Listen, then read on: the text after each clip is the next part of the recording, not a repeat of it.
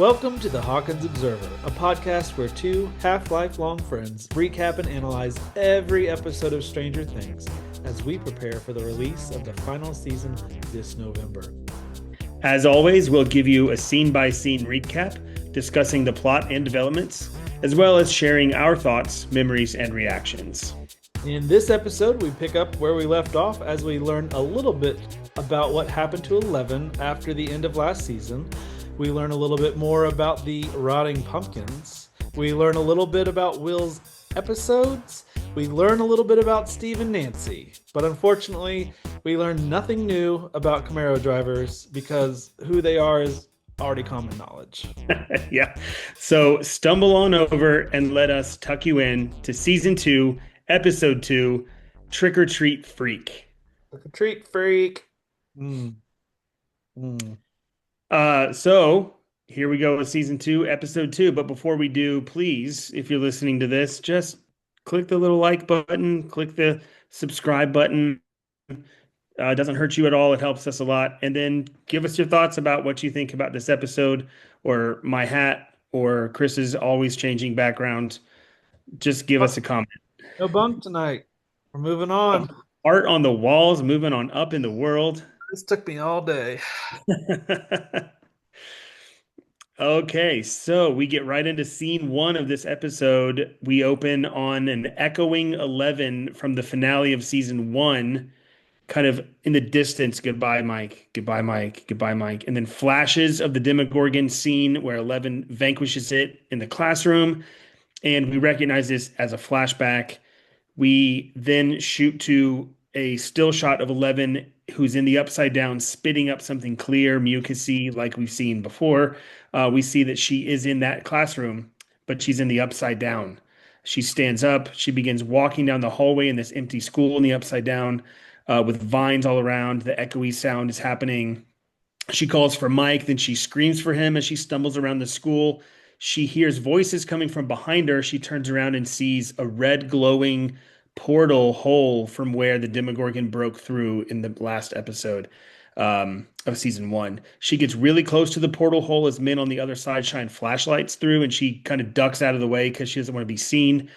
After they leave the immediate area, she pushes her hand through the wet slime of that portal, and we see her hand pop out on the other side of the real world. And she pulls it back, and it's all slimy. She's looking at it. She stands back from the wall a little ways and brings her hand up in that infamous determined look and begins to expand the small portal hole with her powers until it's big enough for her to pass through. Cinder block is raining down on the other side as the hole gets bigger and bigger, and she eventually gets it big enough and passes through it herself. She comes out on the other side all slimy and dripping wet, panting. The hallway is lined with blood trails as though bloody bodies were dragged in the real school. She walks to Mike's house immediately in the real world again. But as she crests the hill behind the Wheeler's house, she sees 6 to 8 police cars in their yard and driveway, and she stops in her tracks. Inside the Wheeler's house, agents are tapping the Wheeler's phones. They're talking to Karen about how dangerous this girl is. In another room, agents are telling Mike everything that she told him was a lie and that she's extremely dangerous. Mike says he doesn't know where she is, but wouldn't tell him even if he knew. Ted salutes a man and says, "We're all patriots in this house." 11 peers into a window really close to Mike's house and Mike thinks he catches a glimpse of her, kind of stares off behind one of the agents who's talking with him. And the agents realize that Mike's looking out the window, and they look out the window as well. Agents file out of the house with flashlights as they begin searching the property for her. She is not found at Mike's house. In the woods, we hear helicopters whirring overhead and flashlights searching as 11 is seen hiding under a large log, knees up to her chest, and she's hiding and crying. Opening credits. Woo! I mean, I think we can assume that, whatever Elle did to that monster, she exerted so much power that for some reason, just by the amount of power or the fact that she was interacting with the Demogorgon, it immediately transferred out of our world into the upside down. Like Yep. Energy exchange was a portal itself. Yeah. It also is interesting because I think that where the new portal formed when the Demogorgon broke into the school, it looks like it was right outside the AV room. There's one scene of 11 when she's walking out the actual school. I think I saw the AV door like right across the hallway. So, Yeah. That AV room is on the end. It's like the last classroom on the end of a row of classes before a kind of a perpendicular hallway. So that would make yep. sense. And so yeah, like when we let's see, when we left off season one, they like Karen Wheeler was hugging Mike in the high school parking lot, right? Yeah. So this is that same night, right? They're back home, but they're being investigated by the Yeah. police. Yep. So Well, we think she kind of wakes up, so we assume that it didn't take long, like it wasn't days. yeah, I suppose that she could have been asleep or out for more than a day, and there were still people in the high school with flashlights the next day or 2 days. We We don't don't know. really know.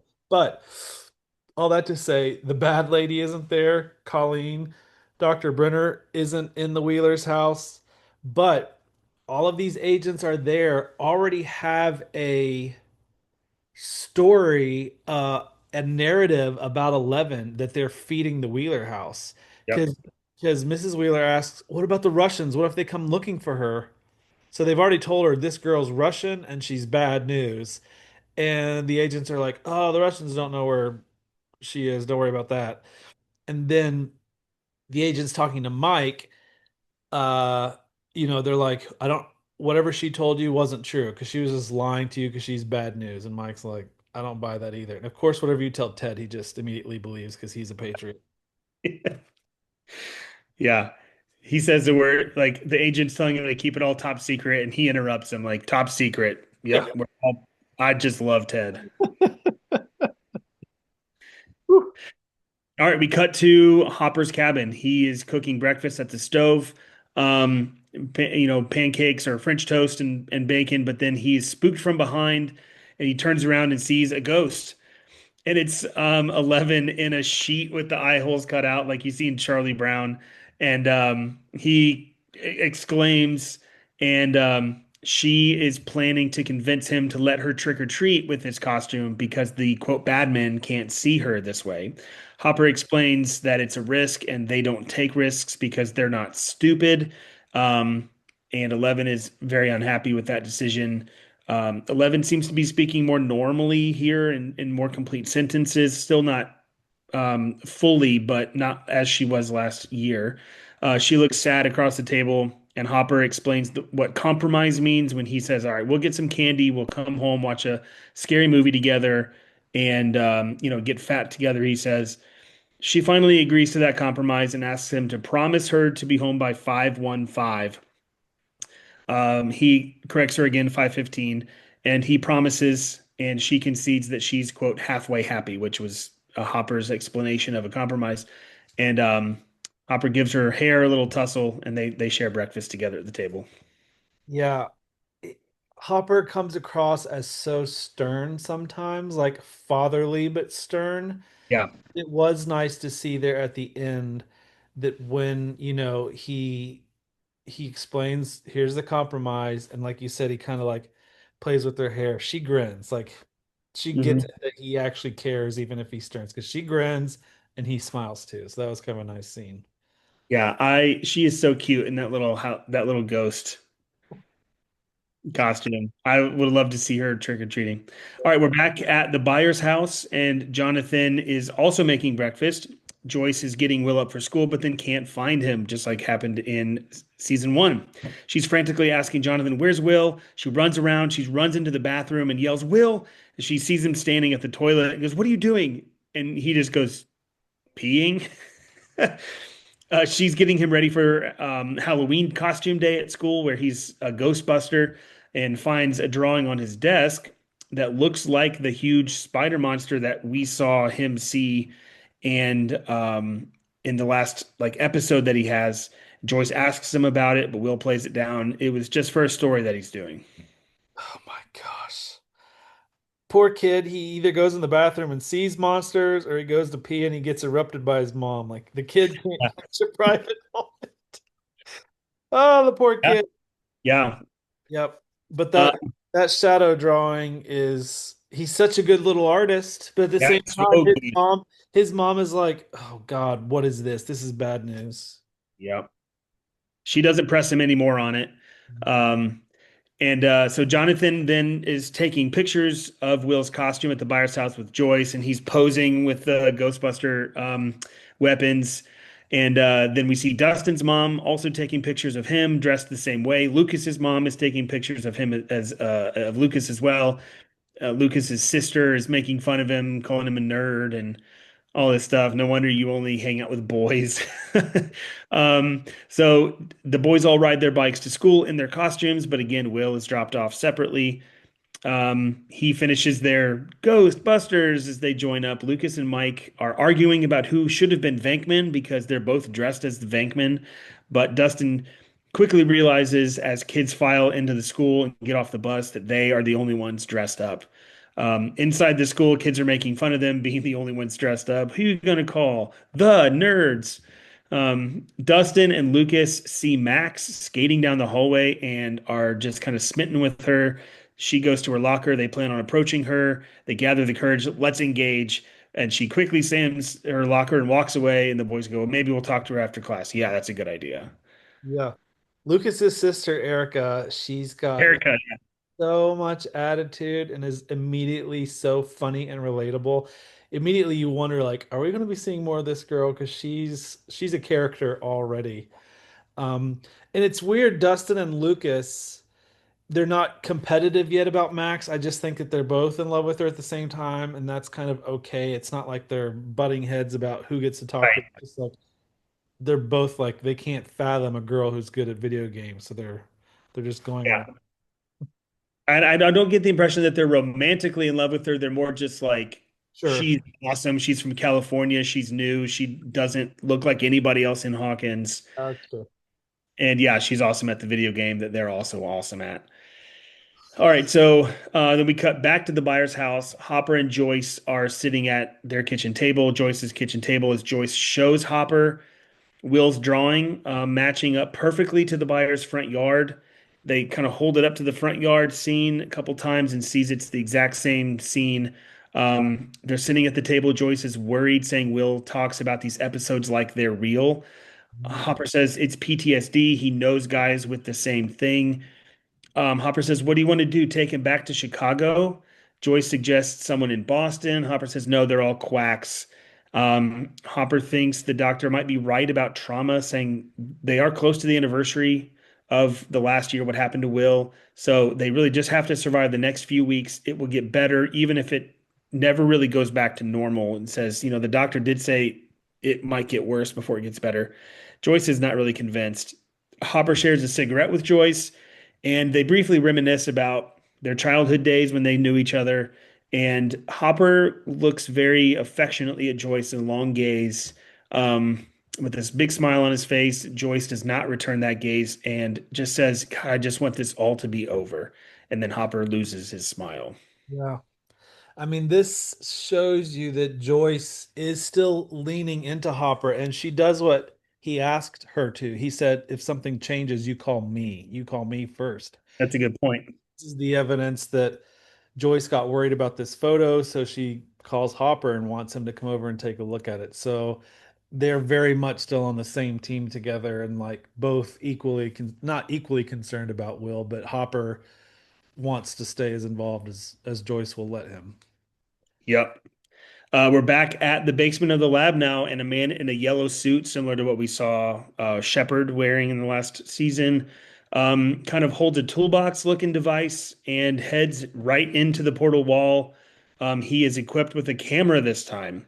Mm. We see footage from the control room of the Upside Down, actual live camera footage. Dr. Sam is talking with him on the comms and says, "How's it looking out there, cowboy?" Man says, "The usual." As the control panel continues to flash as it did in the last episode, he says, nice and nasty with the chance of radioactivity. He finds a utility box looking thing in the upside down, opens it, takes what looks like maybe a battery or something out of it, says, yep, it's barbecued all right. Anyone hungry? And it cuts to the fat man eating. Um, he reaches into the toolbox that he took and kind of replaces this thing that he took out of the control panel. And right as he does that, all of the control panel in the lab kind of reboots, snaps right back into place, and they go, and we're back on. And in another room in the lab, they look very relieved after the control panel fires back up. And then right after that, in another room in the lab, the Dr. Sam is reviewing the footage from Will's appointment as Will is explaining the storm he saw, and the doctor is squeezing a stress ball repeatedly. As Will continues to talk, before Will's even finished, the doctor just turns off the TV. Yeah, interesting that we're given a little glimpse that something electronic in the upside down perhaps has an effect in the real world. And we're not exactly, maybe the storm somehow shorted out this electrical connection. We're not really given any uh clear picture of the connection other than we're now led to believe there is some sort of connection. Did you get any hypothesis of how this is all connected? No, it's so weird. And I wonder if they were to go to the location of wherever this utility box was in the real world, what's there? And why is why do they have to go into the upside down to fix this thing? Um, and what does that have to do with this control panel? Like this massive control board in front of them, what does that do? What does it allow them to monitor? We don't know. Um, anything about it, but it's just interesting we get some like live footage from the upside down. Yeah, perhaps Will is seeing a storm that's happening in the upside down, and that storm, with its red flashes of lightning, is actually strong enough and occasionally shorts out electrical things in the upside down. I don't know. It's Yeah. There does appear to be a connection between that because it's the second time that we've heard in the show. I think back in season one, we heard something about the storm frying the buyer's phone, Hmm, like the real world storm. And so now we have this storm in the upside down that's barbecuing this power unit or whatever. So that's true. we don't know. But then we cut right back to the library at the school. Steve and Nancy are working on homework. Nancy's pencil breaks as she's writing, and she gets up to sharpen her pencil. As she does that, she sees what looks like Barb from behind in the same red hair, the same haircut, the clothes that Barb would have worn.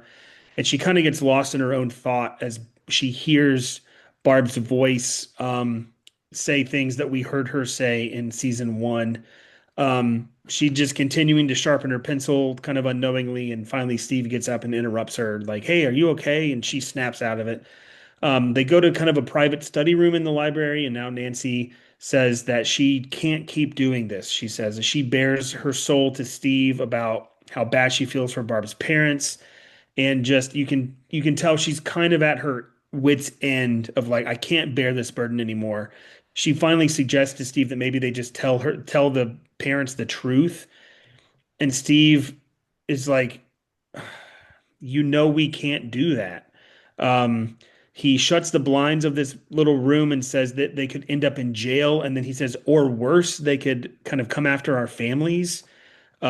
He suggests a night, kind of try to calm her down. Just, hey, let's just go to Tina's party. Let's just act like stupid teenagers just for tonight. Nancy is not very thrilled with that idea, but she finally agrees, and they just hug in that room.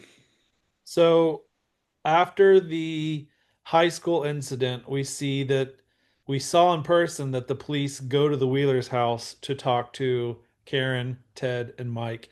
And now we assume because Nancy and Steve were also there at some points, the agents knew that, and they've also given a talk to Steve and Nancy about what they can or can't say. And it's mostly you just can't talk about anything that happened tonight. So Steve's legitimately worried that these people could harm them if they say anything. Yeah, I think he's also worried that Nancy is kind of on the edge of breaking some sort of agreement, um, and suggesting his party. It's also the second time he suggested, "Hey, let's just kind of forget about this for a night." You know. It's interesting that Hawkins went to the extent to make a fake Will's body to try and brush his story under the line. But Mhm. so far, we don't know of, other than Barb drove to a bus station and ran away, that they were probably like, that's as good of a story we can come up with. They're not trying to create a dead Barb's body and like do that, try that trick twice because, it didn't work.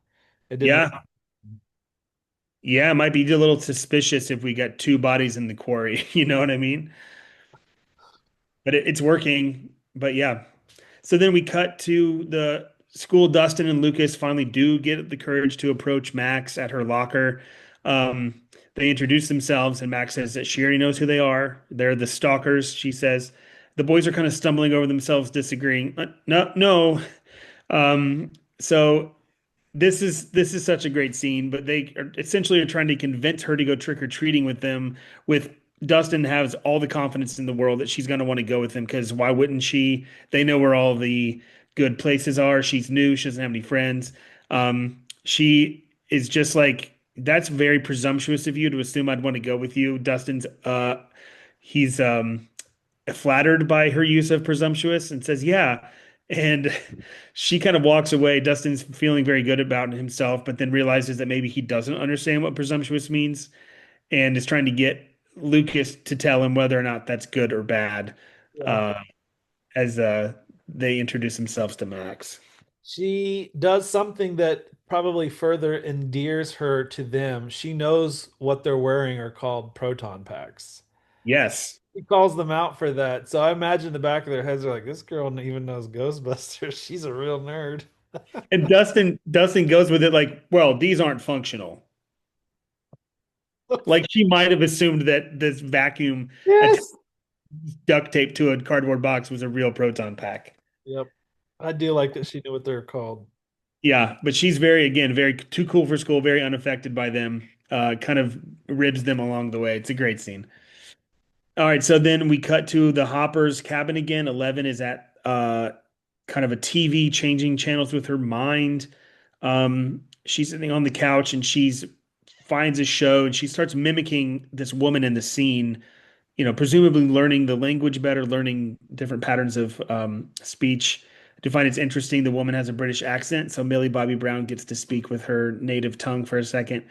But she's interrupted by that by some chittering outside, a small rodent, and she pulls the blinds up to see a squirrel on a kind of a bird feeder outside of the cabin, and she is immediately thrown into a flashback of when she was kind of wandering outside.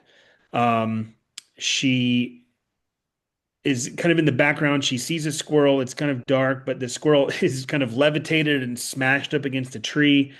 And the next scene is 11 grilling this, roasting this squirrel skinned over a fire. A man in the distance approaches her like he's out there hunting or something, and she lifts a burning log and throws it at him, knocks him down, and steals his hat and his jacket and everything. And then she just starts running away. Yep. He was a little menacing. Like, I think if he would have just put down his hunting gun and if put down the gun and go talk to this strange looking person, but he kind of walks up to her still holding the gun. And like you said, it's not long before 11 feels like bad man knocks him over with a piece of charcoal. Pretty impressive. Yeah. Well, and she's obviously not dressed appropriately for the winter weather and steals all of his warm hunting gear. We don't know where she's running and we don't see her. She kind of snaps out of the flashback, but we cut right to the next scene. Hopper is pulling into the police station and he parks in his normal spot, but then he notices the truck next to him when he gets out. The bed of the truck is full of rotten pumpkins, just like he saw um, earlier under a tarp. He kind of pulls the tarp away and flies are everywhere. He goes inside and we see him kind of speaking with the man who we find out is the one who Merle or Merrill from the other farm accuses of poisoning his farm and says that he poisoned his farm because of the accusation. and the assumption that he poisoned his other farm. And so Hopper's trying to get all the stories straight. And essentially, it tells the farmer that it's probably just cold weather that's caused all this. And the farmer's like, I've been doing this a long time. There's no way that's just cold weather. And then accuses the other farmer of getting everybody's farm. He's like, I wasn't the only one hit. And that's when Hopper is like, uh-oh, asks the farmer for the names. He lists a few names. He asks him for them again of the other farmers who claim that this happened to their farm too. Absolutely. He was still just kind of writing it off until the guy says, and he retaliated against all the other pumpkin farmers, hit all their fields, and that raises Hopper's spidey senses. He's like, "Who'd you say again?" Yep, exactly. So outside of the school, it's the end of the school day. Max is walking out and is picked up by the cool Camaro guy. Again, we don't know his name at this point, I don't think. Um, and he's mad that she's late and they drive away from the school. The boy's obviously driving away. He hates the town. And Max says it's not that bad. And uh, the driver, the cool guy driver, says that the town stinks like cows, rolls the windows down. And then he says that the whole town smells like cows. And then he goes, the high school girls are cows too. Max kind of sort of defends the boys, the loser boys, and even though she doesn't like it here, she figures, hey, we're stuck here. And the boy says, that's right, we are stuck here. And whose fault is that? He gets really kind of angry at her. She's turned away from him and kind of mutters, yours. And he hears her and gets even angrier and then essentially tries to get her to take the responsibility for being the one whose fault it is that they're here. Says like, say it, and kind of just like making her say it out loud. Um, and as soon as he does that, she doesn't respond, and he slams his foot on the gas pedal, cranks the music up, and it's just flying down this two-lane road. Kind of goes crazy town after he gets so angry. We see Dustin, Lucas, and Mike on their bikes on this road as the Camaro approaches at a very high rate of speed. Max is like pleading with this guy to slow down. Doesn't, and the boys do see the car. The boy finally, the driver narrowly escapes hitting them because Max kind of grabs the steering wheel. They swerve off. The boys on their bikes swerve off the road and crash their bikes. They're fine, but the boy is just laughing and like looks absolutely insane as he flies away. And the Dustin and Lucas and Mike kind of pull their heads up and realize that that's the car that Max was in. Not since like Dr. Brenner have we encountered such a strong, odd personality. So whereas like Dr. Brenner was like almost he was cold within his observations sometimes. He was just very clinical and cold and kind of, he showed some affection towards Eleven, but overall he was just you just got the weirdest vibes from him. Now we've got this guy, this brother with just the strongest, hateful, psychotic, maybe bipolar, just a real strong personality that I'm not looking forward to getting to know. Yes, we hate this guy immediately. Yeah, And immediately. we kind of start to feel too like, oh, we kind of understand Max a little bit better now too. Yeah. She's kind of being abused by him. I mean, emotionally and verbally in the car. Absolutely. All right, so Hopper now is at the farmer's pumpkin patch. From the previous scene, he pulls in and sees the exact same rot on his pumpkins as the other farm. But he also notices it's on some nearby trees, and he's touching the tree, and it appears to be a slimy, sticky, mucusy kind of thing, very similar to what we've seen in other scenes. A deputy on the radio calls and says it smells like a nursing home. They're kind of talking on the radio. I think they're at different farms. And Hopper instructs them to follow it and mark anything that's dead because of it. The deputies are like, that'll take forever. And he's like, fine, then take forever. He asks for some marking flags and starts putting flags on every tree that's affected by this rot and slime. I think he would have immediately lost interest if it had maybe not lost interest, but if it had just been the pumpkins, he might have been like, this kind of does look like a poisoning. But the fact that he sees it expanding on the trees, like, why would someone take revenge on your trees? I think Hopper is now he's he's got something to be worried about. Exactly. Back at the buyers, Bob is showing Will how to use his camcorder. It's Beggar's Night, it's trick or treat night. Bob's dressed up like a vampire, and he gives Will the camcorder and gives him instructions about trick or treating with Jonathan. Jonathan drives Will kind of into town to the Wheeler's house, and they discuss on the drive how badly Will just wishes he could do something without supervision, and says that Bob kind of treats him like normal. Jonathan does say he doesn't know what Joyce sees in Bob, um, but Will says, "Yeah, it's not like Nancy's watching over Mike." Jonathan kind of sees Will's point, but they get to the Wheeler's house, and Jonathan finally agrees to let Will go by himself if he promises to be back at the Wheelers by 9 o'clock. Will could not be happier, just ecstatic. The boys all go off together. Our four main boys go off together, and Jonathan hands Will the camcorder as he gets out. And as soon as Will's gone, he pulls Tina's party flyer out of his pocket. Yeah. One change to what you said. I think Bob was showing Jonathan how to use the camcorder. Okay, The reason is because gotcha. expecting Jonathan to just follow the boys and Jonathan being the one to operate the camcorder. So it was actually kind of uh it was a little it was a silly move for Jonathan to trust Will with it because Will's just a little kid with a camcorder, and you get the feeling it's Bob's one of his prized possessions. So maybe not a Yeah, good move on Jonathan's part to actually trust Will with the camcorder. yeah. He does hand it to Will with some instructions about like don't break it. Yeah, something like that. Yeah. He makes fun of Bob as well as he hands him the um, camcorder. I hope it doesn't suck. um, so Jonathan pulls out the party invite. The very next scene is at Tina's party. Um, we learned the name of the crazy, cool, psychotic boy, Max's brother, named Billy, and he is doing a keg stand, and in so doing breaks Steve's keg stand record. Everyone chants his name. He is just taking it all in, says, "That's how you do it, Hawkins." And inside the house, Steve and Billy kind of come face to face as they tell Steve that he broke his old record.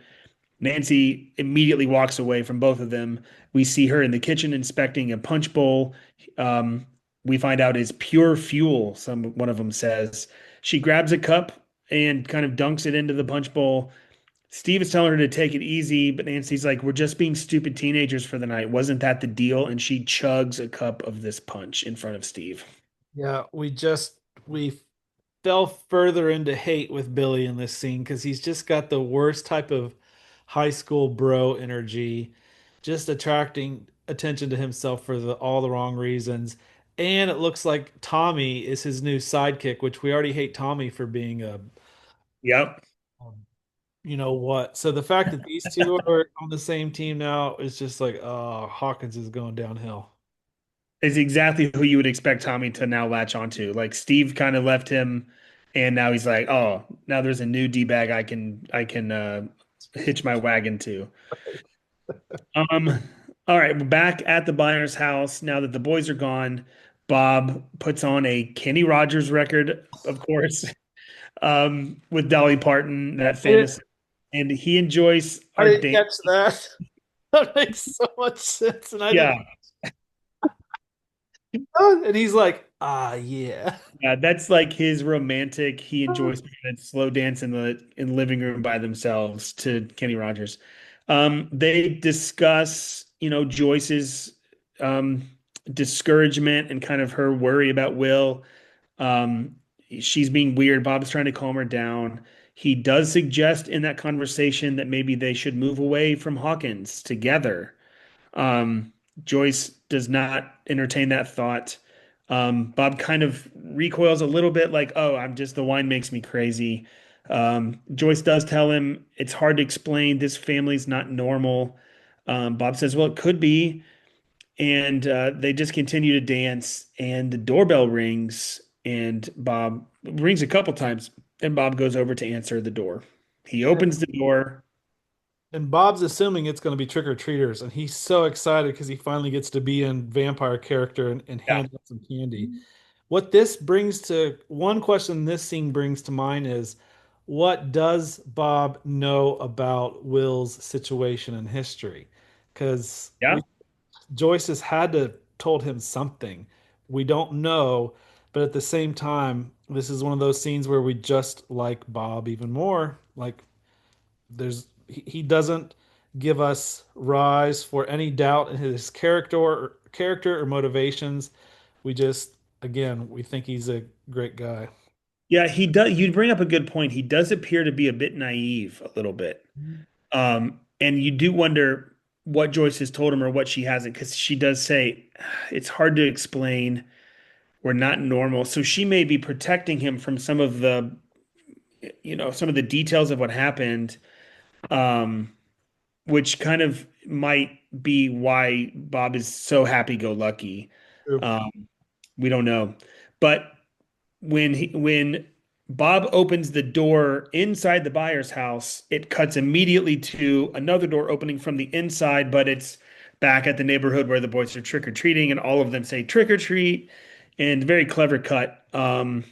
The boys are kind of walking away from the house, arguing about Three Musketeers being just nougat. One of them, I think Dustin loves it. One of the others is like, it's disgusting. But Max comes up, scares them with a Jason mask. We don't know that it's Max until she takes it off, but she is dying laughing, so happy that she scared them so much. And she seems to be agreeable to going trick-or-treating with them. Kind of says like, "What are you guys doing? Come on, let's go." And the boys are like, "Yeah, let's go." But Mike is not so thrilled. No. He's kind of standing off in the back, and he doesn't go with him immediately. Yeah. It's this was funny because the lady who answers the door for their trick or treat, she calls them exterminators. Yeah, yeah, they're like, The "Oh boys are no." like, "Ugh, we're not exterminators." That was funny. And then yeah, Mike is like the new Lucas. Like here's the girl in the picture. It used to be Lucas who couldn't stand when 11 was around, but now Mike is the one who's like, "Ugh, I don't want this girl around." So my how the turntables have turned. Yes, exactly. It's back to Hopper and his investigation flagging these trees, but it's dark now. Yeah, he's been doing this for a while. He is still flagging slimy trees. It's just like this never-ending trail of them.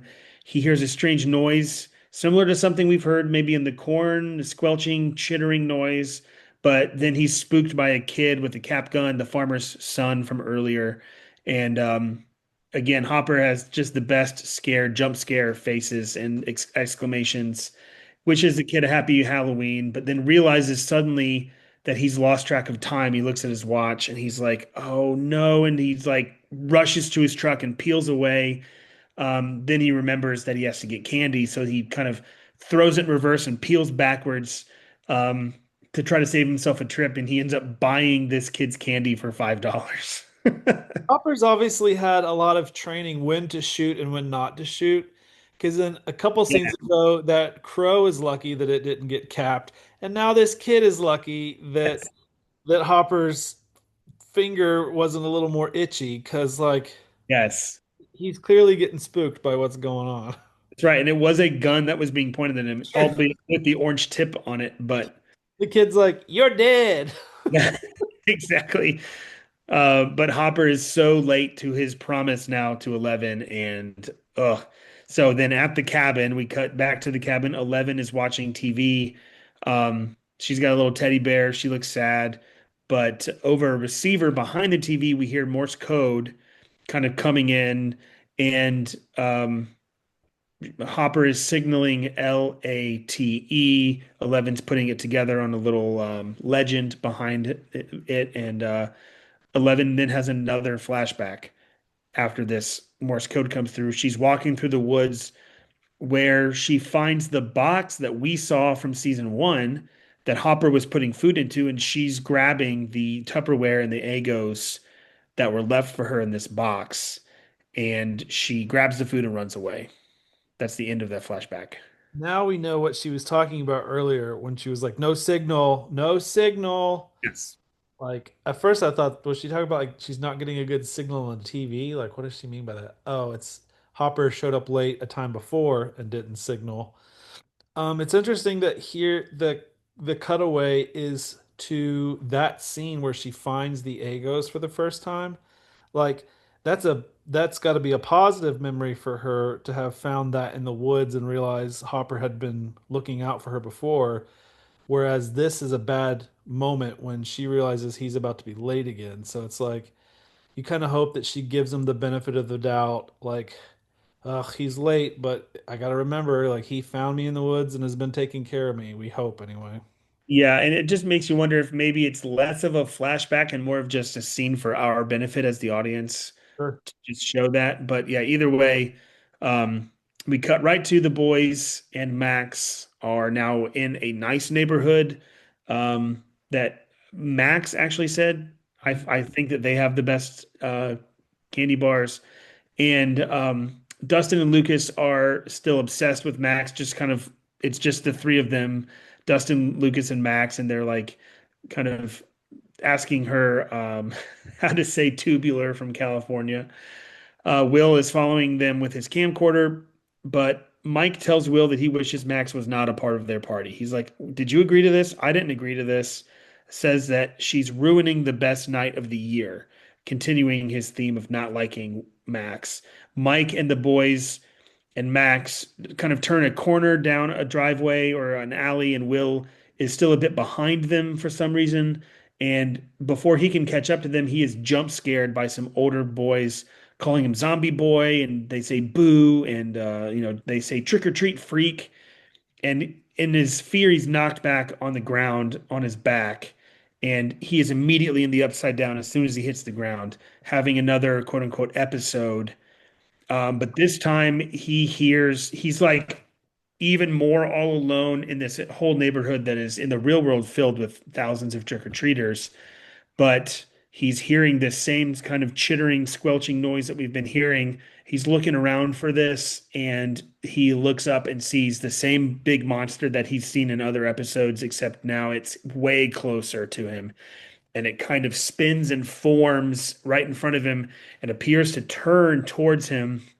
And before it can see him or notice him, he's just booking it, running away in fear. He's running kind of ahead of its shadow as it's following him. And he runs down some stairs behind a brick wall and just kind of curls up and huddles, hiding from this shadow monster. And Mike kind of snaps him out of it, finds them, and Dustin and Lucas join right away with Max, but Will is not all right. He's still moaning and kind of whimpering. He's looking around. Mike is like, I'm just going to walk him home. And they're like, Are you sure? He goes, I'm bored anyway. So you guys just keep having fun. I am not having fun. And as they walk away, Max asks, What's wrong with him? Yep.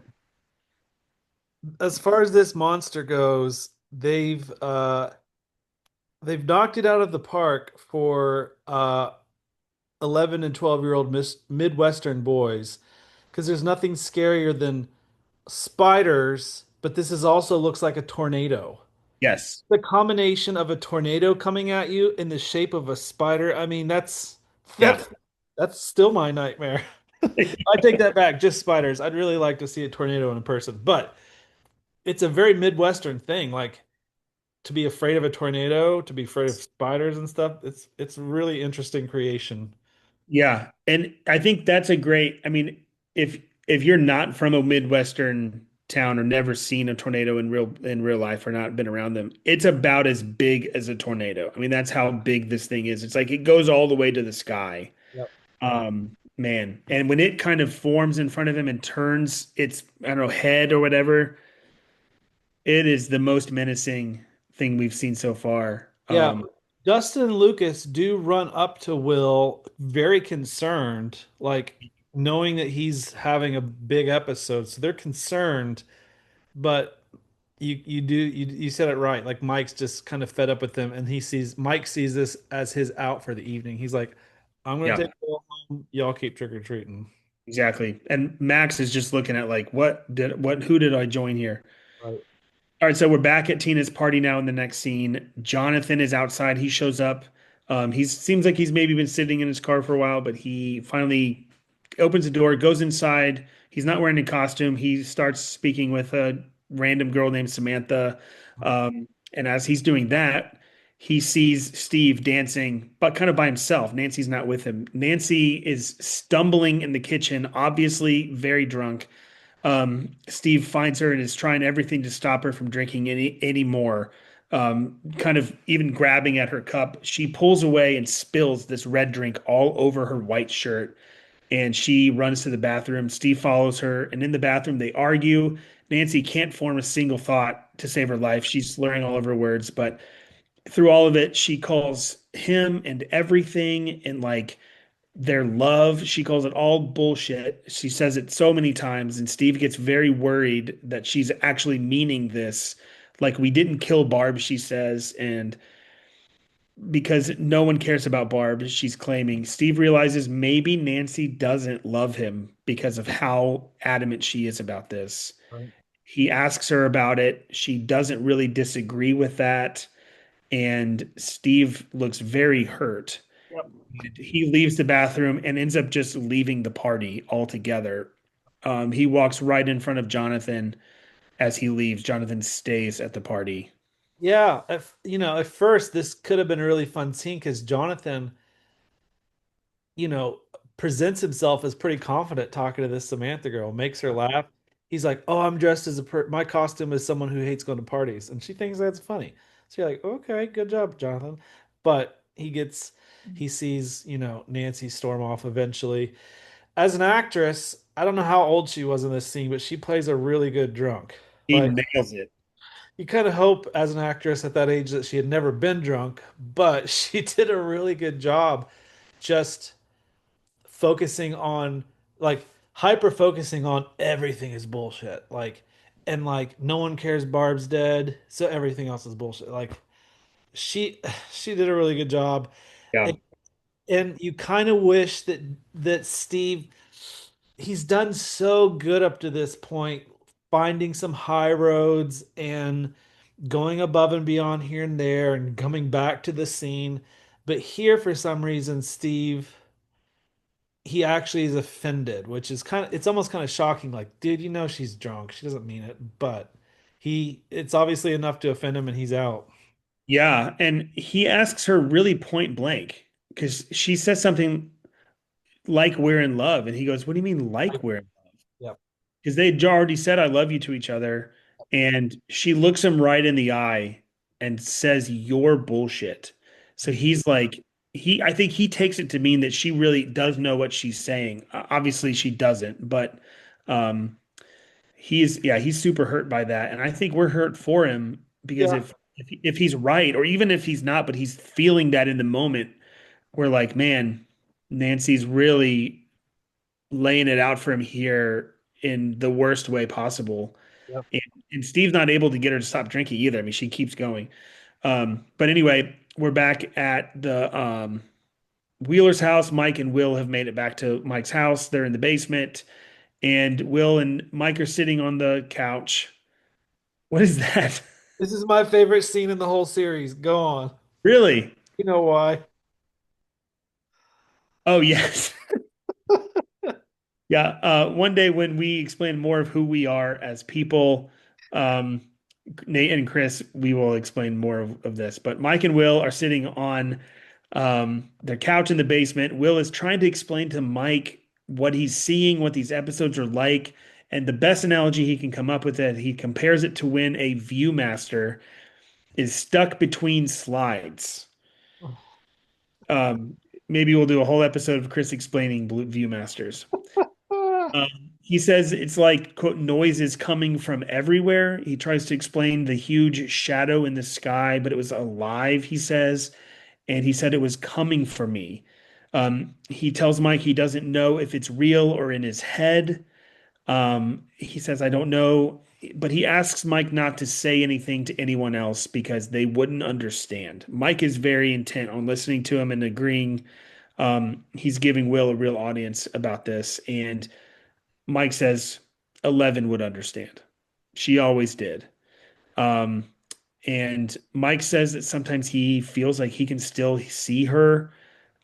Like maybe I'm just going crazy, he says. And Will says, I feel like I'm going crazy too. And they kind of agree, we'll go crazy together. Yeah.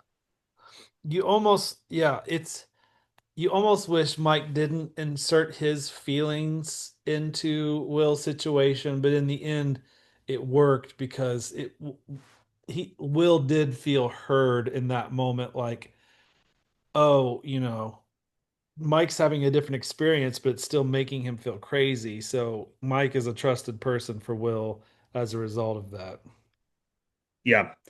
They share a little moment there. So we're back in front of the Wheeler's house now, and Jonathan's car is out in front of the Wheeler's house. Nancy is totally passed out in Jonathan's car. He comes around the other side, takes her inside, and tucks her into bed. Of course, they walk in without anybody noticing them. And Nancy's wearing exactly what she was wearing at the party, still spilled drink, and Jonathan takes her shoes off, tucks her into bed very calmly. While he's doing that, Nancy does kind of come to enough to say, Jonathan kind of reaches out and grabs his arm, and she falls back asleep. Jonathan leaves her, turns the lights off, and walks away. My only note for this scene is I think Jonathan should have put her in bed on her side. What if she passed out and threw up? Like that was what I heard as a kid. Like, did you hear about the person who threw up? They were so drunk and they choked on their own vomit. Like, I don't even know if that's real, but as a kid, that's how I was told. So I just kind of wish Jonathan had maybe, you Turn know, her over. put Yeah. her. Yeah, that's a good note, kids, if you're listening. Um, we cut to Hopper is rushing up the steps at his cabin. He knocks his Morse code pattern on the door, knocks again several times. No one ever answers or unlocks. He's finally apologizing and says, please, can you open the door? I'm freezing out here. Finally, the door unlocks. He goes in. There's a cord that's going back to Eleven's room, and she is in her room with the door closed, watching television. Hopper from outside is apologizing yet again, saying, hey, please open the door. I'm really sorry. Um, Finally, he says, he just sits on the couch and goes, fine, I'll eat all this candy by myself. I'll get fat alone, blah, blah, blah. But 11 is inside, changing the channels on the TV again, but she's trying to find static. She lands on a channel that's just noise, and she covers her eyes with the blindfold, and she is immediately, with the white noise on on the screen, goes right to the void again that we've seen her use before. She finds Mike immediately in the void under her old fort in the Wheeler's basement. He's calling for her on the radio. We hear him say, it's day 353. I had a bad day today. I wish you were here. If you're out there, give me a sign. She approaches him very slowly and says his name. He says 11 in the real world. She gets very close to him, his face, but he doesn't realize anything, obviously, and finally slams the antenna down and he walks off. 11 watches him walk away, very sad. She finally takes off her blindfold in her room in the cabin, and there's blood dripping from her nose, and she's been crying. Yeah, it just it makes you wish. Okay, so let me ask this. Do we know I mean, we don't approximately what day Hopper would have found her on after, if Mike hasn't seen her for 353 days, did Hopper find her after a week, after a month? Like it was still kind of winterish, but we don't really know when Hopper found her, right? Yeah, we don't, these flashbacks are all we've gotten from that period of time, and it could be days or weeks or Well, months, maybe. Hopper definitely understands that 11 hasn't seen Mike in a while, and you just kind of wish that Hopper would take a chance. I don't know how risky it'd be, but you do wish that Hopper would give these two a chance to see each other, just to let each other know they're alive and okay. Like, is there a way Hopper can do that? I don't Yeah, know. it seems like that would be possible. Again, Hopper's been very adamant when he's talking to Eleven. We don't take risks, Yep. um, and even if that's a small risk, it's not worth taking The for risk Hopper. of, the risk of letting Mike know where 11 has been all this time, even. Yeah, 11 has kept her end of the deals and she stayed home up until this point. Like she could have gotten frustrated with him in the past 353 days and just snuck out and went and saw Mike. That's what I did as a kid. But not really. yeah, But it's interesting. We'll see if Hopper, makes a concession. yeah, and it also is probably contributing to why Hopper's so upset with himself that he's late. It's not only that he's letting Eleven down, but he's also like, am I getting her one step closer to just kind of breaking away? That's a really good point. He feels kind of like an actual bad dad in this moment that he's not keeping his promises. Like she was already only halfway happy, and Yeah, now she's going to be less than halfway happy. exactly. Okay, so after trick-or-treating, Dustin rides his bike home. He's gotten all the way home under his amazing carport. The architecture of Dustin's house is so perfect. Yep. And the noise that he heard in the last episode is still coming from his trash can. He does think it's his cat, but it's louder and it's moving the trash can this time. It's like, bigger apparently.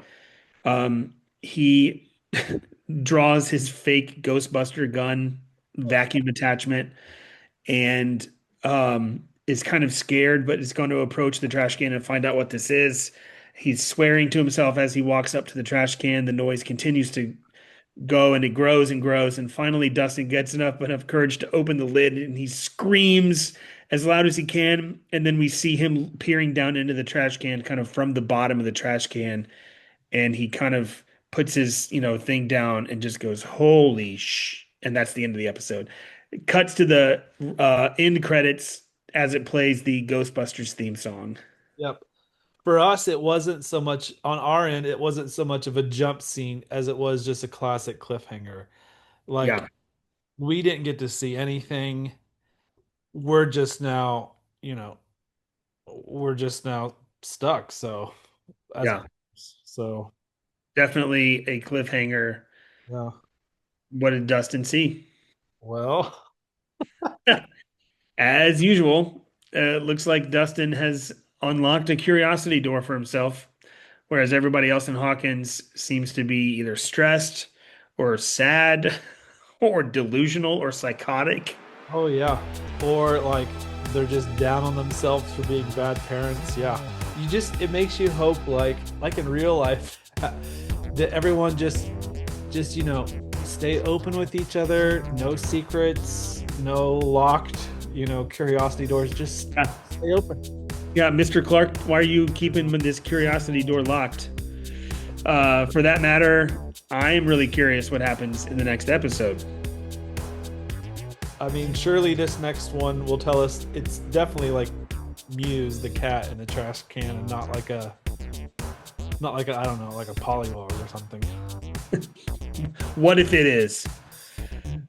We will see, and we will see you all in that recap of episode 3 next on the Hawkins Observer.